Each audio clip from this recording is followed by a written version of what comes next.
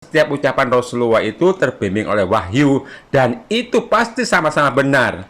Hanya saja di mana kita mesti menempatkan ke tempat yang pas sesuai dengan asbabul wurudnya atau sesuai dengan kronologi dari keluarnya hadis itu atau uruf dari latar belakang dua hadis tersebut. Dan dengan beristimewa seperti itu, maka benar bahwa tidur bisa membatalkan wudhu bila tidurnya pulas atau nyenyak, dan benar juga tidak batal wudhu bila tidurnya cuma sekilas atau masih sekejap sehingga masih terjaga tidurnya.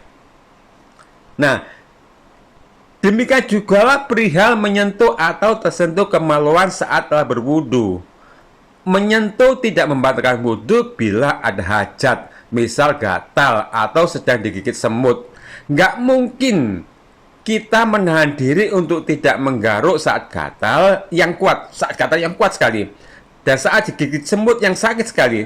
Sebab kalau menahan dari rasa itu semua, itu justru akan merusak konsentrasi dan kekusukan sholat. Itu nggak mungkin. Apalagi telah sangat jelas dinyatakan oleh Rasulullah bahwa kemaluan adalah sama sebagaimana bagian tubuh lainnya. Namun juga hadis yang membatalkan wudhu saat menyentuh kemaluan bisa diterima juga. Dan itu dengan catatan bila dalam menyentuhnya tanpa adanya hajat yang dibenarkan.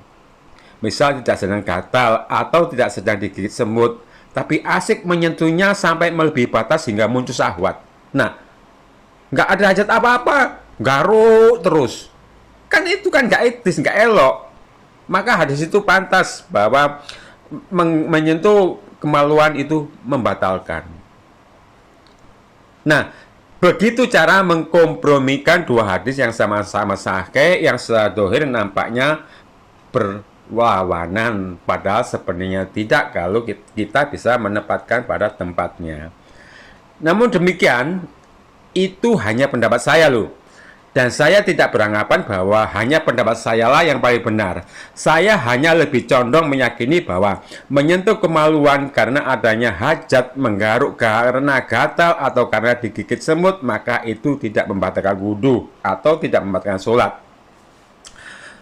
Nah pemirsa, moga cerita dari obrolan kami ini bisa menjadi edukasi yang bermanfaat bagi kita semua.